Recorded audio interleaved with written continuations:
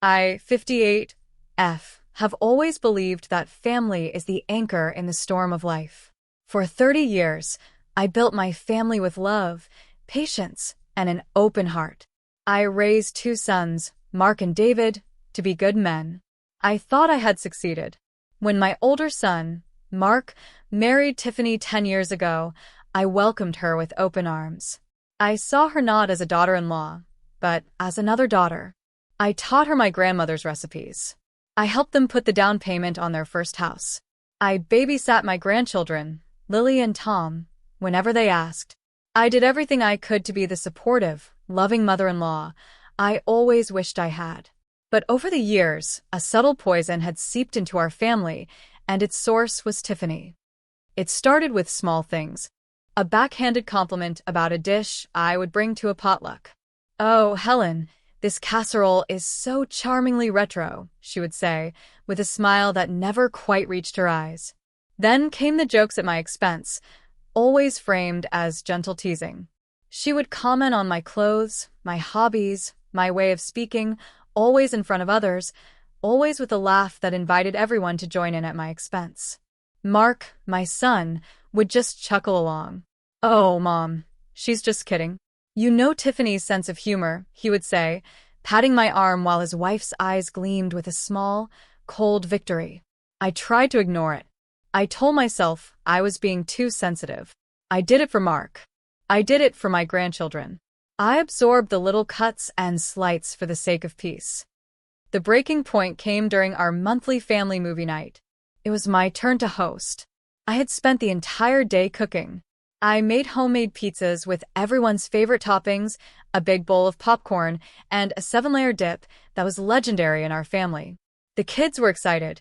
The house was filled with the smell of good food, and for a moment, I felt that familiar warmth of a happy family gathering. We all settled in the living room, ready to watch a new animated movie Lily had been begging to see.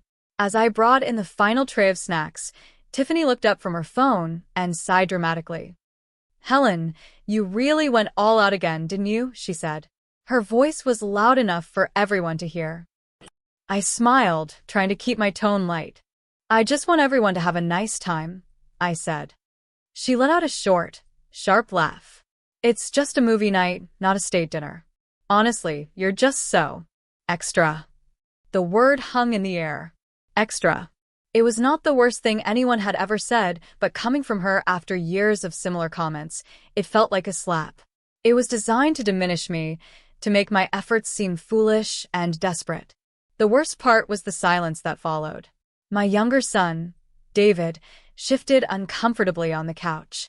My ex-husband, who had come for the grandkids, suddenly found something interesting on the ceiling. But Mark, my Mark, he laughed. He wrapped an arm around his wife's shoulders and pulled her close. "She's got you there, Mom," he said, grinning. "You have to admit, you can be a bit much sometimes." My heart didn't just crack. It shattered. My own son, siding with her, laughing at me in my own home after I had spent the day working to make his family happy. I felt the heat rise in my cheeks.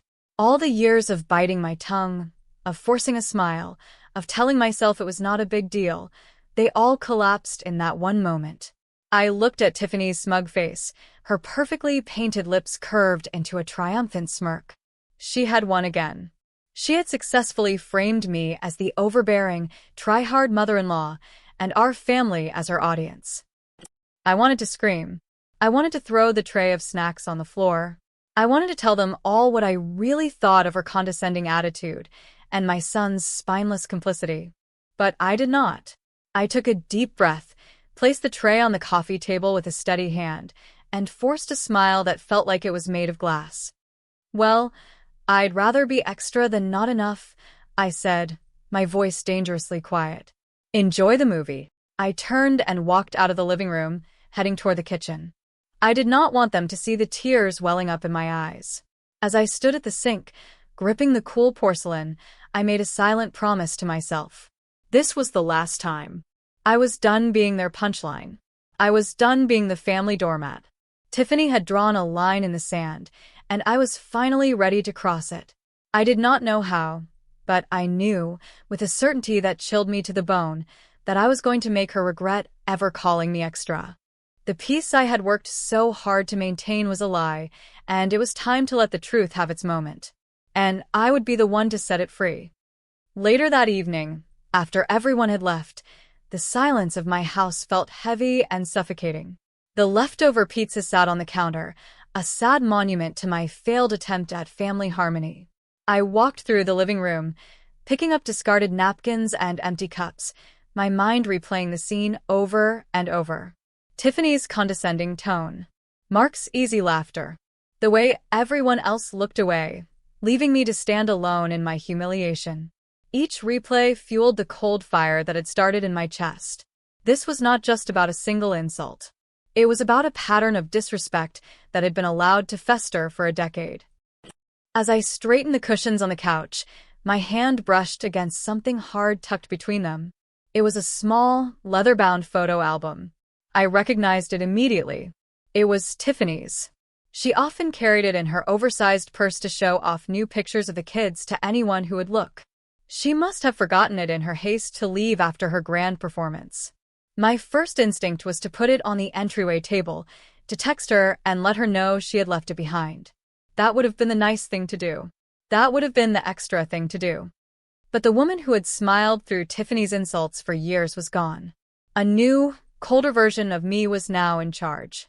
I hesitated for a moment, then I sat down and opened the album.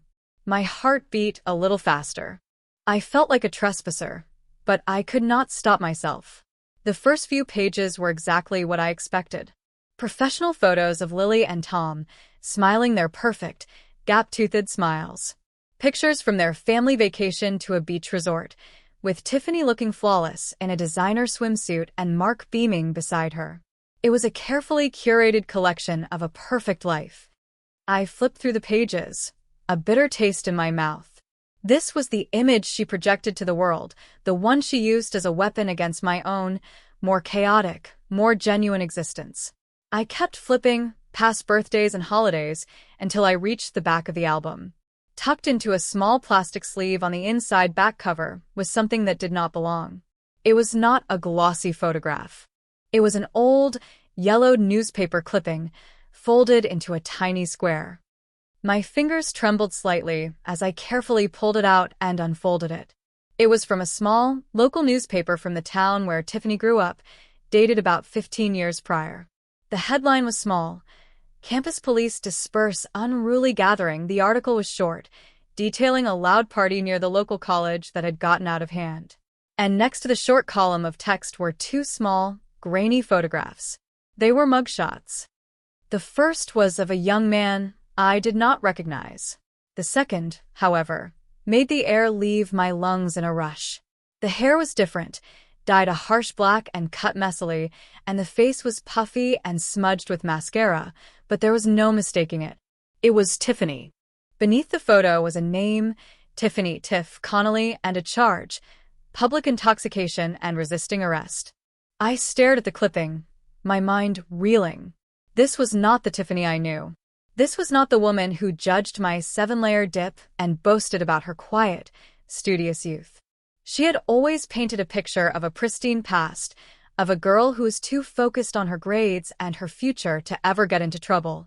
She had told Mark, and by extension all of us, that she had never even had a sip of alcohol until she was 21. It was one of the many little details she used to build her myth of perfection, a myth that made my own more boisterous, imperfect life seem somehow lesser.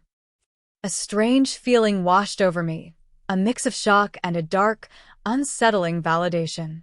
I had always felt there was something brittle about her perfection, something too carefully constructed. Now I had proof. This small, faded piece of paper was a crack in the facade. It was not a terrible crime, not by a long shot. It was the kind of stupid mistake a lot of young people make. But it was the lie that mattered. The years of deception. The hypocrisy of looking down on me while hiding a past that was far from perfect. I folded the clipping and slipped it into my pocket. I closed the photo album and placed it on the entryway table, just as I had originally intended. I even sent her a polite, neutral text. "Hi, Tiffany. You left your photo album here. I'll keep it safe for you until I see you next." I needed to act normal. I needed to pretend that nothing had changed. But everything had changed.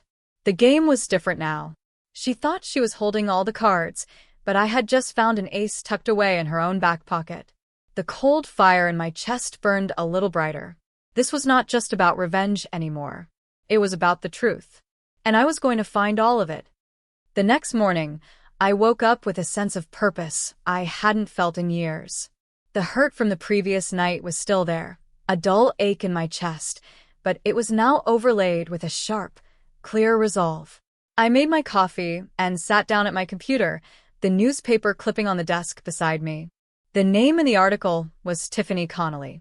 She had taken Mark's last name when they married, of course, but her maiden name was the key. I started with a simple internet search. Tiffany Connolly, and the name of her hometown. The first few pages were unhelpful. Old high school sports announcements, a mention in a local charity event program. Nothing that pointed to the girl in the mugshot. I realized this would not be so easy. The incident was 15 years ago. In the digital age, that was a lifetime. Records get buried, articles get archived behind paywalls, and people curate their online presence to erase the past. Tiffany, I was beginning to understand, was a master curator. I decided to try a different approach. I searched for public records databases. I found several, some free, some requiring a subscription. I started with the free ones. I typed in her name, her approximate age, and the state. I spent the better part of an hour sifting through records for dozens of other Tiffany Connollys. It was frustrating, a digital needle in a haystack. I felt a flicker of doubt. Maybe I should just drop it. Maybe I should just confront her with the clipping and have it out with her and Mark. But then I pictured her smug smile. I heard Mark's laughter. No. A private confrontation would be her word against mine. She would twist it, call me a liar, a snooping old woman. She would paint me as the villain, and Mark would believe her. He always believed her. I needed more. I needed something undeniable. I took a deep breath and pulled out my credit card. I paid for a 1-month subscription to a more comprehensive background check service. It felt like a sordid, desperate thing to do, but I pushed the feeling down. Desperate was how she had made me feel for years. It was my turn to use it as fuel. I entered her information again. This time, the results were different. The system churned for a few minutes, and then a report began to populate on my screen. It was all there. Addresses, past and present. Relatives. And then a section for criminal records. My heart pounded. There it was. An arrest record from her college town. The charge matched the newspaper clipping. Public intoxication. But there was another one listed from a year earlier. Disorderly conduct. The case had been dismissed, but the arrest remained on the record. I clicked on the details. And there it was. A second mugshot. This one was even less flattering than the first. Her eyes were red-rimmed, her expression sullen and defiant. She looked like a completely different person from the polished, put-together woman who judged my every move. I saved the image to a folder on my desktop. I felt a grim sense of satisfaction. This was not just a one-time mistake. This was a pattern. Now that I had something concrete, I knew I had to test the waters. I couldn't just drop this bomb without understanding the landscape. I needed to see just how deep the deception went. I decided to bring it up casually, to see how she would react. My opportunity came a few days later, when I was babysitting Lily and Tom. Tiffany came to pick them up, and as usual, she started with a subtle critique disguised as a helpful suggestion. "The kids said you let them have cookies before dinner," she said, raising a perfectly sculpted eyebrow. "We're trying to teach them about healthy choices." "It was one cookie, Tiffany," I said, keeping my voice even. "A reward for cleaning up their toys." She gave a tight little smile. "Of course. It's just that consistency is so important." This was my opening. I decided to create a fictional scenario, something to probe her reaction. I let out a thoughtful sigh. "You're right. It reminds me of my friend, Sarah. Her daughter got into a bit of trouble in college, nothing major, just a silly mistake at a party. But it ended up on her record. Sarah was so worried about how it would affect her future." I watched Tiffany's face carefully. For a split second, I saw a flicker of something in her eyes. Fear? Annoyance? It was gone as quickly as it appeared, replaced by her usual mask of cool superiority. "Oh, that's a shame," she said, her voice dripping with faux sympathy. "But that's why it's so important to have self-control. I was always so focused on my studies. My parents would have been absolutely horrified if I ever did anything like that. I would never have risked my future for a stupid party." The lie was so bald-faced, so effortless, that it took my breath away. She did not even flinch. She used my story as another opportunity to elevate herself, to reinforce her own flawless narrative. Mark walked in then, home from work. He kissed Tiffany and smiled at me. "Everything good?" he asked. "Perfect," Tiffany said, looping her arm through his. "Your mom was just telling me a cautionary tale about a friend's daughter who couldn't handle her freedom in college.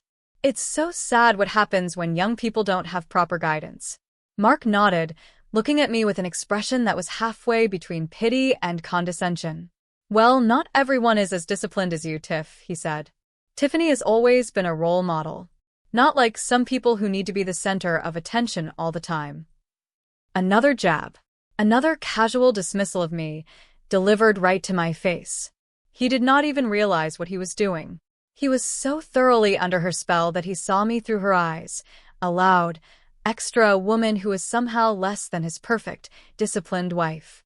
I just smiled. That same glassy, brittle smile from movie night. "You are so right, Mark," I said.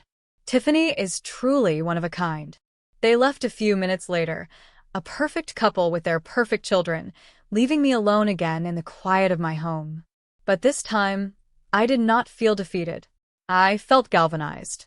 The lie she had just told me, so bold and so unnecessary, had erased any lingering doubts I had about my course of action. This was not just about a few old mistakes from her past. It was about the calculated, ongoing deception she was perpetrating against my son and our entire family. She was a fraud, and I was the only one who knew it. I went back to my computer and opened the folder with her mugshots. I had two now, but I had a feeling my collection was not yet complete. The weight of what I was doing began to settle on me. I was not a detective. I was a retired librarian. My days were supposed to be filled with gardening, book club meetings, and spoiling my grandchildren. Instead, I was engaged in a covert operation against my own daughter-in-law. I felt a deep sense of unease, a feeling that I was crossing lines that should never be crossed. I needed to talk to someone. I needed a sanity check. I called my sister, Carol. Carol, 60, is 2 years older than me and infinitely more pragmatic. Where I am soft, she is sharp. She has never been Tiffany's biggest fan, always seeing through the polished exterior to the cold ambition beneath. We met for coffee at a quiet cafe where we knew we would not be overheard. I waited until our drinks arrived before I said anything. Then, I took a deep breath and laid it all out. The extra comment. Mark's laughter. Finding the photo album. The newspaper clipping. The online search. The 2 mugshots now saved on my computer. I told her everything, my voice low and steady. When I finished, Carol was silent for a long time, just stirring her latte, her eyes fixed on the swirling foam. I started to feel a knot of anxiety tighten in my stomach. Maybe I was crazy. Maybe I was the meddling mother-in-law Tiffany always painted me to be. Finally, she looked up at me, and her expression was not one of judgment, but of grim understanding. "I always knew there was something off about her," she said. "She's too perfect. People that perfect are always hiding something." "So, you don't think I'm overreacting?" I asked, a wave of relief washing over me. "Helen, she called you extra in your own home, and your son laughed," Carol said, her voice sharp. "The time for underreacting is long past. This isn't about a silly comment anymore. This is about years of disrespect. This is about her turning your own son against you." She leaned forward, her eyes intense. "But you have to be careful with this," she warned. "Mark will defend her to the death. If you just show him these pictures, she'll invent some story. She'll say you're forging them, that you're obsessed with destroying her. She will make you look unhinged, and he will believe her. You need more than just a couple of old mugshots for minor offenses. You need something she absolutely cannot deny or explain away. I sighed. But what else could there be? I feel like I've hit a wall. Carol thought for a moment. You said the clipping was from her hometown paper. Who do we know from that area?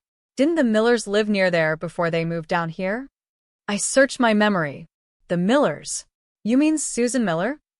Exactly, Carol said. Susan is the biggest gossip I know, and she knew everyone back in that town.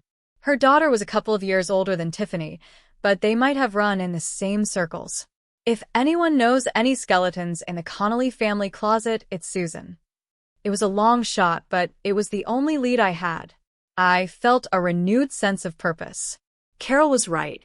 I needed something bigger, something that would shatter Tiffany's pristine image so completely that even Mark could not ignore it. I needed an earthquake, not just a tremor. That afternoon, I called Susan Miller. I invented a reason for the call, something about wanting her recipe for lemon meringue pie. We chatted for a while, catching up on kids and grandkids. Then, I steered the conversation as casually as I could. Speaking of kids, I said, I was just thinking the other day about Mark's wife, Tiffany. She grew up in your old town, didn't she? The Connollys? Oh, yes, the Connollys, Susan said, and I could hear the change in her tone, the subtle shift that signaled the arrival of juicy gossip. Lord, that family. Always so concerned with appearances. Her mother, Eleanor, would iron their bedsheets. Can you imagine? Everything had to be just so. Tiffany is certainly very put together, I said, fishing. She said she was a very quiet, studious girl in high school. Susan let out a cackle. Quiet? Studious? Oh, honey, that's rich. That girl was a wild child. Nothing too serious, mind you, but she definitely had a rebellious streak. Gave her parents fits. My heart started to beat faster. Really? She always gives the impression that she never stepped a toe out of line. Well, that's the story they wanted everyone to believe, Susan said. They put a lot of pressure on their kids to be perfect, especially after Tiffany had that little bit of trouble. Trouble? I asked, trying to keep my voice from sounding too eager. There was a pause on the other end of the line. Look, it was a long time ago, Helen, Susan said, suddenly hesitant. It's probably not my place to say. I knew I had to push, but gently. Oh, of course, I said. I'm sure it's nothing. It's just, you know how it is. You want to know the person your son married. It was a calculated bit of manipulation, and it worked. Susan's loyalty was to me, her old friend, not to the Connolly family's long-buried secrets. Well, she said, her voice dropping to a conspiratorial whisper, the rumor was that it was more than just a party that got out of hand. There was an incident at a boutique downtown. Something about shoplifting. Eleanor and her husband were mortified. They hired a fancy lawyer, smoothed the whole thing over before it could become a real scandal. I heard they sent Tiffany away to live with an aunt for a semester to let things cool down. Shoplifting. The word hit me like a physical blow. It was so much worse than disorderly conduct. It was a crime of character, of deceit. It was something that flew in the face of everything Tiffany pretended to be. Are you sure about this, Susan? I asked. As sure as anyone can be about small-town gossip, she said. But where there's smoke, there's usually fire. And with that family, there was always a whole lot of smoke. After I hung up the phone, I sat in silence for a long time. The pieces were starting to fit together. Tiffany's obsession with perfection, her constant judgment of others, her need to control every situation. It was all a defense mechanism.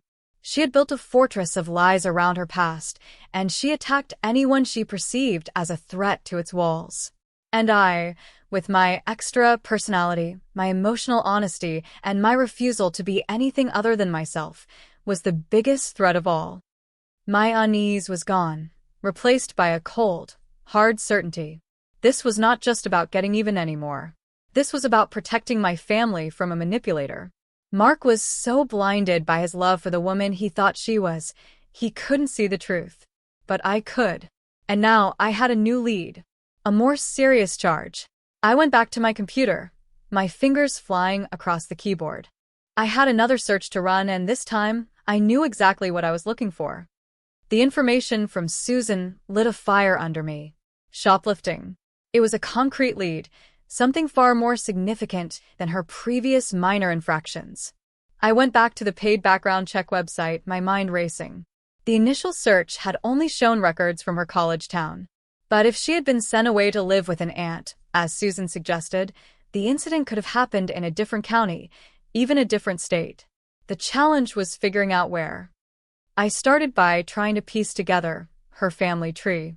I remembered Tiffany mentioning an Aunt Carol, no, an Aunt Catherine, who lived somewhere with four seasons, which she complained about. It was a vague clue, but it was something. I did a search for relatives of her parents. It took some digging, but I eventually found an obituary for Tiffany's grandmother that listed her surviving children. One of them was a Catherine Dubois, married name, living in a town a few hours north, in a neighboring state. A new wave of adrenaline surged through me. I ran a new public record search, this time using Tiffany's maiden name and the name of that specific town. I filtered the results by the years she would have been in her late teens. For a few tense minutes, nothing came up. My heart sank. Maybe Susan's gossip was just that, a baseless rumor. Maybe I was on a wild goose chase, fueled by my own anger. I was about to close the browser when I decided to try one last thing. I broadened the search to the entire county, not just the specific town. And then I found it. It was an arrest record from the county sheriff's office. The name was Tiffany and Connolly. The date matched the timeline Susan had given me. And the charge was larceny under $500 shoplifting. The case status was listed as dismissed, which explained why it hadn't been easy to find. Her parents' expensive lawyer had likely gotten the charges dropped in exchange for some sort of pretrial probation or community service, and then had the record sealed. But a sealed record is not an erased record. The digital footprint of the arrest itself still existed, lingering in the deep archives of the county's database. And with the arrest record came the key artifact, the piece of evidence that I knew would change everything. There was a third mugshot. This one was different. In the first two, she looked like a defiant, messy party girl. In this one, she just looked scared. Her face was pale, her eyes wide with fear and shame. This was not Tiffany the wild child. This was Tiffany the thief, caught and exposed. This was the girl her parents had sent away, the secret they had paid a fortune to bury. This was the person my daughter-in-law had spent her entire adult life running from. I saved the image to the folder on my desktop, alongside the other two. I now had a triptych of her hidden past. The party girl, the drunk, and the thief. The full truth was sitting on my computer screen, a stark contrast to the perfect wife and mother she pretended to be. I finally understood everything. Her cruelty wasn't random. It was a weapon of deflection. Every time she called me extra or a bit much, she was really saying, "Look at her, don't look at me." She needed to diminish me to feel safe. If I was the family's designated flawed character, no one would ever think to question her own perfection. She had systematically isolated me, using my own son as her tool, poisoning him with 1,000 tiny criticisms until he could no longer see me as his mother, but only as the caricature she had created. Her whole life was a lie, a carefully constructed performance. She had not just lied about her past, she had lied about her very character. And she had made my family the unwitting audience for her long-running play. A wave of anger, purer and hotter than any I had felt before, washed over me. This was not just about insults anymore. This was about a fundamental betrayal of trust. She had manipulated my son into marrying a person who did not exist. My decision was made. There would be no more quiet suffering, no more turning the other cheek. Carol was right. A private confrontation would be useless. She would just lie her way out of it, as she always did. The only way to break her power was to expose the truth in a way she could not control, in a forum where her lies would have nowhere to hide. And I knew the perfect stage, the next family movie night. It was her preferred arena for humiliating me. It was only fitting that it would become the theater for her downfall. I started to plan. I was not a technologically savvy person, but I knew the basics. I opened a simple video editing program on my computer. I imported the 3 mugshots. I did not add any dramatic music or flashy effects. The truth did not need embellishment. I decided to present them in chronological order, letting the story of her devolution tell itself. First, the disorderly conduct charge from her freshman year. A simple mistake. Then, the public intoxication from her sophomore year. A pattern emerging. And finally, the larceny charge. The secret she thought was buried forever. Under each photo, I added a simple, clean text overlay. Just the date, the charge, and the disposition of the case. Dismissed. Pled down to a lesser offense. I wanted the facts to speak for themselves. I kept the video short, less than a minute long. It would be a silent, brutal presentation of the truth. I saved the file onto a small USB drive, a tiny digital bomb. For a moment, as I held the drive in my hand, a wave of doubt washed over me. This felt so cold, so calculated. Was I becoming as cruel as she was? I closed my eyes and pictured her face at the last movie night, the look of smug triumph in her eyes as my son laughed at her insult. I remembered all the holidays she had ruined with her subtle digs, all the family dinners that had been tainted by the tension she created. I remembered how she had tried to turn my own grandchildren against me, telling them, "Grandma is a little loud, isn't she?" My resolve hardened. This was not cruelty. This was justice. It was a necessary, painful surgery to remove a cancer from my family. She had left me no other choice. I had tried to be kind. I had tried to be patient. I had tried to keep the peace.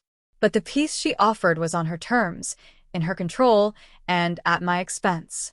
I was done paying that price. I put the USB drive in my purse. The next family movie night was in 2 weeks. It was scheduled to be at Mark and Tiffany's house. The perfect venue. I would be walking into the lion's den, but this time, I was not going in as prey. I was the hunter. The 2 weeks leading up to the movie night were the longest of my life.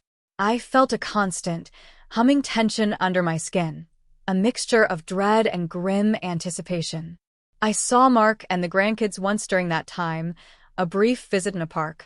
Tiffany was there, of course, orchestrating the entire outing with her usual flawless efficiency. She was polite to me, but it was a brittle, superficial politeness that felt more insulting than an outright snub. "Helen, you shouldn't be sitting on the grass. You'll get your slacks dirty," she said, gesturing to an empty bench. It was a seemingly innocent comment, but I knew what it was. Another reminder of my age, my supposed fragility, another way to position me as someone who needed to be managed. Hai fine, Tiffany. "A little dirt never hurt anyone," I said with a smile that didn't reach my eyes. Mark, oblivious, just kept pushing Lily on the swing. He was so caught up in the perfect family picture Tiffany painted that he couldn't see the cracks in the canvas. The brief interaction only strengthened my resolve. I was not just doing this for myself. I was doing it for him, too, even if he would hate me for it at first. The day of the movie night arrived. I felt strangely calm, the way you do in the eye of a storm. I dressed carefully, choosing a simple, elegant outfit. I wanted to look composed, in control. I drove to their house, the small USB drive a heavy weight in my purse. When I walked in, the scene was familiar. The rest of the family was already there. My other son, David, my ex-husband, a few cousins. The house smelled of the expensive, store-bought appetizers Tiffany always served, a stark contrast to my homemade comfort food. She was gliding through the room, a perfect hostess, refilling drinks, laughing at jokes, her performance in full swing. She greeted me with a kiss on the cheek that felt like ice. "Helen, you made it. We were just about to start the movie." The kids picked one. Of course, she gestured toward the massive television screen in their living room. Mark came over and gave me a hug. "Hey, Mom. Glad you could come." He seemed happy, relaxed. It twisted a knife in my gut. He had no idea that the comfortable world he inhabited was about to be blown apart. We all gathered in the living room. The lights dimmed, and the opening credits of some brightly colored animated feature began to roll. For the first hour, I sat in the plush armchair, a silent observer. I watched Tiffany as she sat curled up next to Mark, her hand resting proprietorially on his knee. I watched her make a quiet, cutting remark to her cousin about another family member's outfit. I saw the little ways she asserted her dominance, her control over the social fabric of our family. Then, about halfway through the movie, she did it again. She got up to get more drinks, and as she passed my chair, she paused. I had brought a small bowl of my homemade caramel corn, a tradition from when the boys were little. It sat on the end table next to me. Tiffany picked up a piece and examined it. "Oh, Helen," she said, her voice carrying across the quiet room. "You brought your famous caramel corn. It's so nostalgic," she said the word nostalgic like it was a disease. Then she turned to Mark. "Remember when your mom used to make everything from scratch? It was all so extra." There it was again. The same word, the same condescending tone. It was the cue I had been waiting for. This time, Mark just smiled tiredly, his attention on the movie. But it didn't matter. She had opened the door, and I was about to walk through it. I stood up. My movement was sudden enough that a few people turned to look at me. "You know," I said, my voice clear and steady, "speaking of things from the past, I actually brought a little movie of my own. A short film, really. I think you'll all find it very illuminating." A confused silence fell over the room. Tiffany froze, a pitcher of iced tea in her hand, her eyes narrowing with suspicion. "What are you talking about, Helen? We're watching a movie." "Mom, what are you doing?" Mark asked, a note of irritation in his voice. "The kids are watching this. The kids can go play in their room for a few minutes," I said, my gaze locked on Tiffany. "This is for the adults." I walked over to the television. The USB drive was in my hand. "It's a little family history project I've been working on." "That's enough," Tiffany snapped, her voice sharp. "This is my house. You don't get to come in here and hijack our family night." "I think you'll want to see this, Tiffany," I said quietly. I reached behind the television and found the USB port. My hands were perfectly steady. "Mom, seriously, stop," Mark said, getting to his feet. "This isn't funny. Whatever point you're trying to make, now is not the time." I ignored him. I inserted the drive. I used the remote to switch the input source. My heart was hammering against my ribs, but my face was a mask of calm. "Just sit down, Mark," I said, my voice leaving no room for argument. It was a tone he had not heard from me since he was a teenager, and it stopped him in his tracks. He stared at me, his mouth slightly open, a look of shocked confusion on his face. The rest of the family was frozen, watching the bizarre drama unfold. The television screen flickered, and then it went black. The only sound in the room was the hum of the refrigerator from the kitchen. I held the remote in my hand, my finger hovering over the play button. Tiffany was staring at me, her face pale, a dawning horror in her eyes. She knew. Somehow, she knew she had pushed me too far, and that I had found something to push back with. "Don't," she whispered, the word barely audible. I looked at her, right into her terrified eyes. And then I pressed play. The first image appeared on the 65-inch screen in stark, high-definition black and white. It was the mugshot of a young, defiant Tiffany, her hair a mess, a sneer on her lips. Beneath it, the text was simple and brutal. "Tiffany and Connolly. Disorderly conduct. March 2005". A collective gasp went through the room. My son David, sitting on the other side of the room, muttered, "What the hell?" Mark's face was a canvas of disbelief. He looked from the screen to his wife, then back again. "What is this?" Tiffany shrieked, her voice cracking. "This is a joke. Helen, what did you do?" Before I could answer, the image dissolved, replaced by the next one. This time, her eyes were red-rimmed and glassy.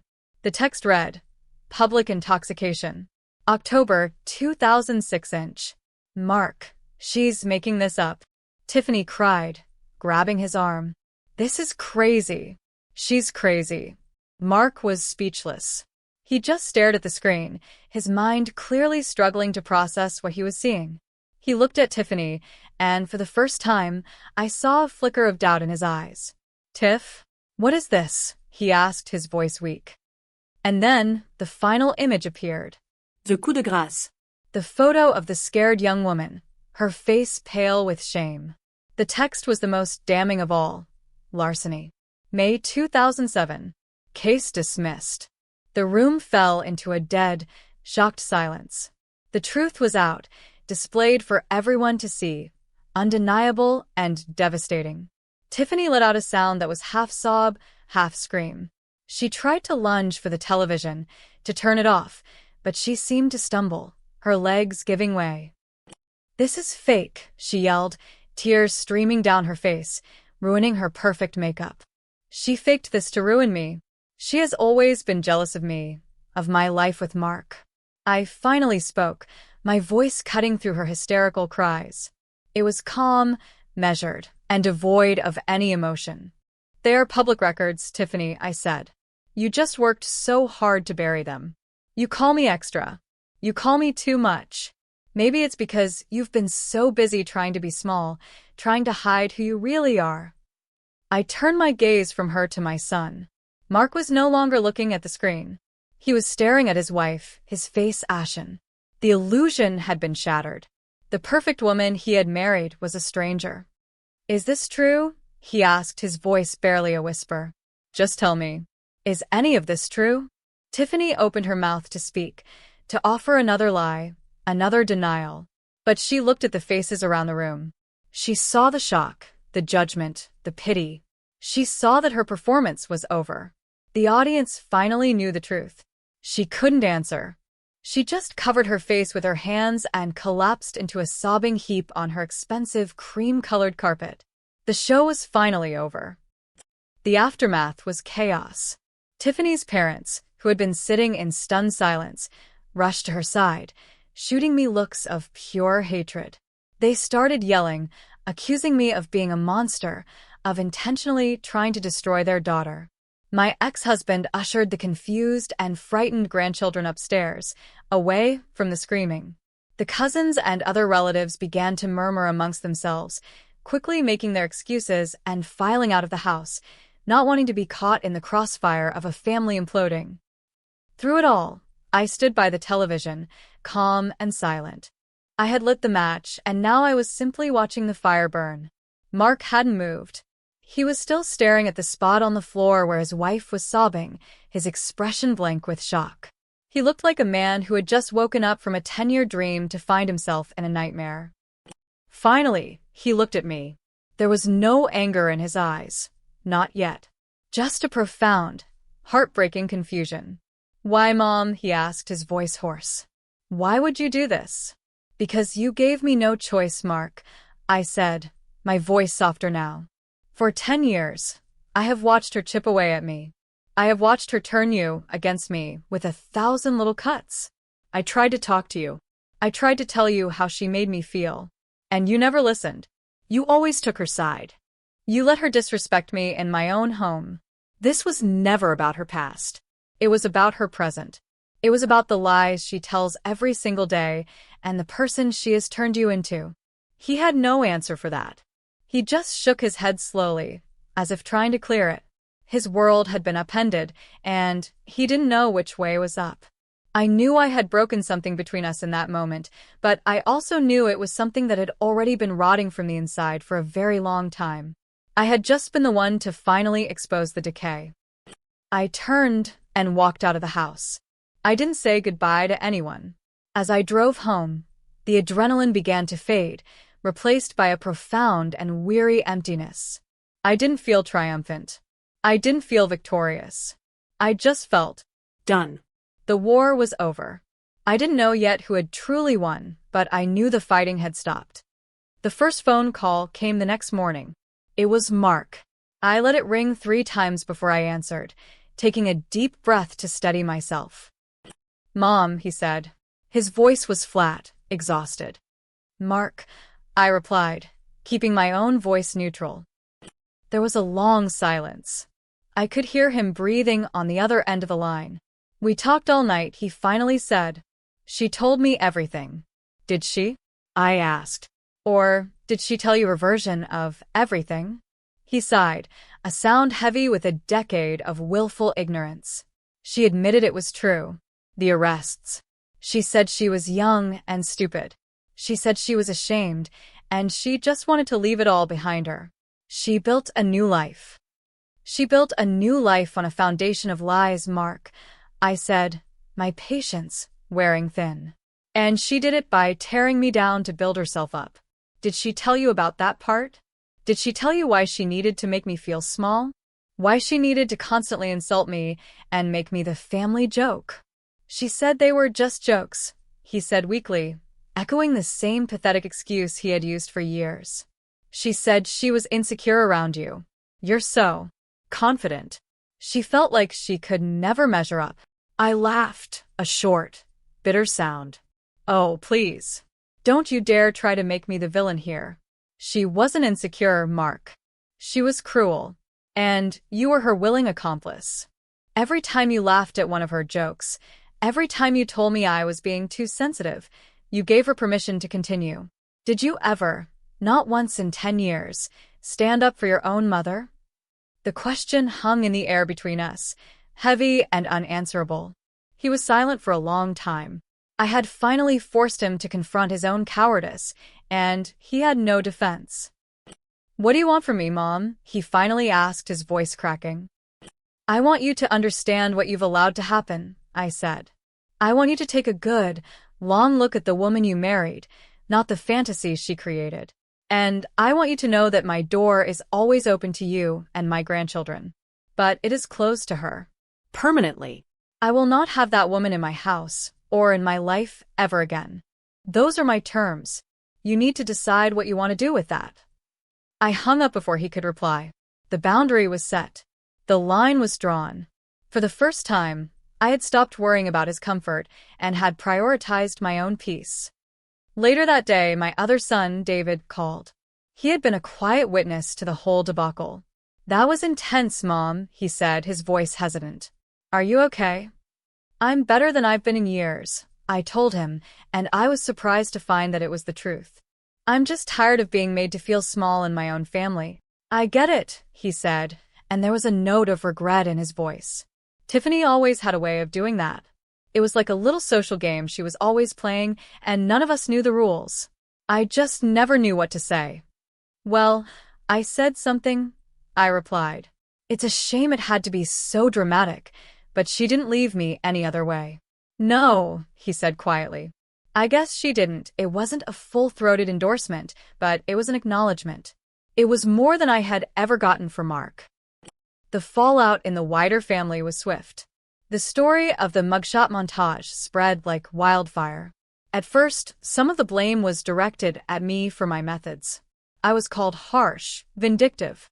But as people had time to think, to recall the years of Tiffany's subtle digs and manipulations, the tide of opinion began to turn.